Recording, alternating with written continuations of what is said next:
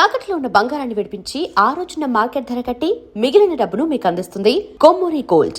మీరు అన్నట్టు ఇందాక పార్టీలో ఎక్కడైనా చిన్నగా తీసుకున్నా కూడా జనం ఎవరో లేనప్పుడు చూసి తీసుకోవటమే. పబ్లిక్లో ఉన్నప్పుడు సిగరెట్లు తాగడం కానీ ఇది కానీ అది కూడా సిగరెట్లు కూడా ఏంటంటే నాకు అలవాట్లేదు, కానీ వాయిస్ కొంచెం తిన్నుగా ఉండేది బిగినింగ్లో, బేస్ అది ఉండేది కాదు. అప్పుడు మ్యూజిక్ డైరెక్టర్ చక్రవర్తి గారే సలహా ఇచ్చాడు, నువ్వు చుట్టలు తాగు రోజు అన్నాడు. ఊళ్ళో ఆయన చుట్టలు కావాలి కాదండి అన్న. అయితే సిగరెట్ తాగానే ఆయనే ఫస్ట్ సిగరెట్ ఇచ్చాడు.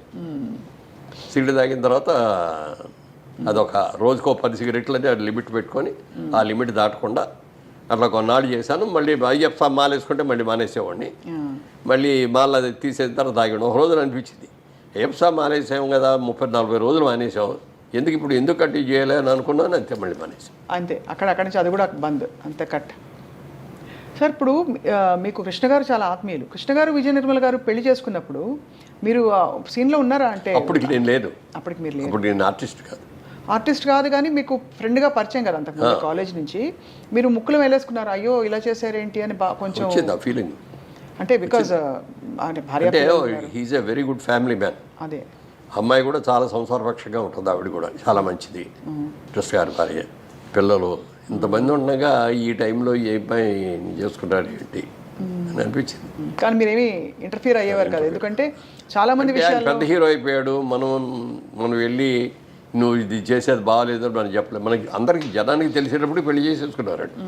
అవును అవును, రాజబాబు గారు తర్వాత అదే అవును, చాలా ధైర్యం సార్. కానీ సక్సెస్ఫుల్గా నడిపించి ఇద్దరు, అంటే ఆవిడ కూడా మాత్రం అంటే భార్యగా ఉండగా రెండో భార్యను చేసుకోవడం అనేది తప్పే అయినా కూడా ఒక మంచి నిర్ణయం వాళ్ళిద్దరు తీసుకున్నారు. అంటే ఇద్దరికి కూడా ఆవిడ కూడా ఒక మంచి హస్బెండ్ని చేసుకొని ఆవిడ కెరియర్ బ్రహ్మాండంగా గ్రో అయింది, హీరోయిన్గా గ్రో అయింది. డైరెక్టర్ అవ్వాలని ఈయనే ఎంకరేజ్ చేశాడు, కృష్ణ గారే ఎంకరేజ్ చేశాడు, నువ్వు సినిమాలు తీ, నువ్వు పనికొస్తావు, నువ్వు సినిమా తీయగలవు అని చెప్పి చేశాడు. మరి వాళ్ళ గిన్నీస్ బుక్ ఆఫ్ వరల్డ్ రికార్డులో ఒక మహిళా దర్శిలాగా ఆవిడని దాన్ని ఎవరు బీట్అవుట్ చేయలేరు. కరెక్ట్ సార్, అదే అనిపిస్తుంది. అట్లా కృష్ణ గారు బాగా ఎంకరేజ్ చేశారు. అలాగే ఆవిడ కూడా కృష్ణ గారిని ఎప్పుడు ఏం కావాలో ఆయనకి అన్నీ కూడా చాలా జాగ్రత్తలు చూసుకోవటం. ఆయన చనిపోయే ముందు కూడా ఆయన కావలసిన జాగ్రత్తలు ఫ్యామిలీ అందరికీ ఏమేమి చెప్పాలో అన్నీ కూడా చెప్పేది. అంత బాగా గొప్ప. అదే అనిపిస్తుంది సార్ ఒక్కోసారి, అంటే చిన్న జీవితం, ప్రేమ కలిగితే అంటే ఎందుకు చేసుకోకూడదు అనే భావన కలగడం, అంతే కదా సార్. అవును. సో బట్ ఎనీవే సార్, మీరు మీ పందాలో వెళ్తూ మీరు ఒక వ్యాపారవేత్తగా, యాక్టర్గా, నిర్మాతగా కూడా మారారు 100 చిత్రాల తర్వాత. దానికి కారణం ఏంటి సార్?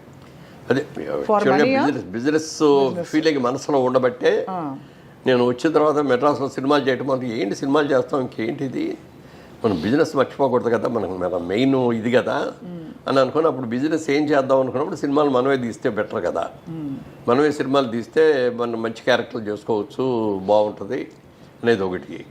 తర్వాత అదేవిధంగా సినిమా ప్రొడక్షన్తో పాటు 2 డిస్ట్రిబ్యూటింగ్ కంపెనీల్లో, ఒకటి హైదరాబాద్లో ఒక డిస్ట్రిబ్యూటింగ్ కంపెనీ, విజయవాడలో ఉండే ఒక డిస్ట్రిబ్యూటింగ్ కంపెనీలో షేర్ హోల్డర్గా జాయిన్ అయ్యాను. అప్పుడు నాతో పాటు నేను ఒక్కడే కాదు, కృష్ణ గారు జాయిన్ అయ్యారు, సోమన్ బాబు గారు జాయిన్ అయ్యారు, దాసర్ గారు జాయిన్ అయ్యారు, అందరూ కూడా ఇందులో ఇట్లో జాయిన్ అయిన వాళ్ళే. కానీ వాళ్ళందరూ ఆ కంపెనీ బాగాలేదని చెప్పి ఒక్కళ్ళకళ్ళు ఎవరికాళ్ళే డ్రాప్ అయిపోయారు, కంపెనీ నుంచి బయటకు వెళ్ళిపోయారు. నేను ఆ కంపెనీలో నాకు అసలు ఆ కంపెనీలో వాళ్ళ ఆఫీస్కి వెళ్ళి కూర్చోవడం కానీ ఎప్పుడు కూడా జరగలేదు నాకు.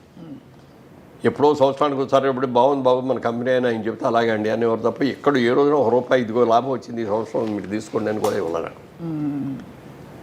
తర్వాత ఇట్లా జరిగింది అని తెలిసిన తర్వాత చాలాసార్లు ఆయన దగ్గరికి లేవండి, నా అకౌంట్ తేల్చేయండి సార్, నేను విత్డ్రా అవుతాను కంపెనీ నుంచి అంటే, అదే బాబు నేను అకౌంట్ చేస్తామని చెప్పి చేయలేదు. ఆయన చనిపోయారు.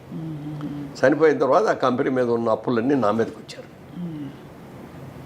నాకేంటి సంబంధమే, మీరెవరో నాకు తెలియదు, నేనెవరో మీకు తెలియదు, మీరు నా దగ్గరికి వచ్చారండి, మీరు కంపెనీలో పార్ట్నర్ కదండి, మరి మీరే తెలుసాలి మాట్లాడితే నిజమేనండి, అది కంపల్సరీ మన మీద ఆ బాధ్యత పడుతుంది.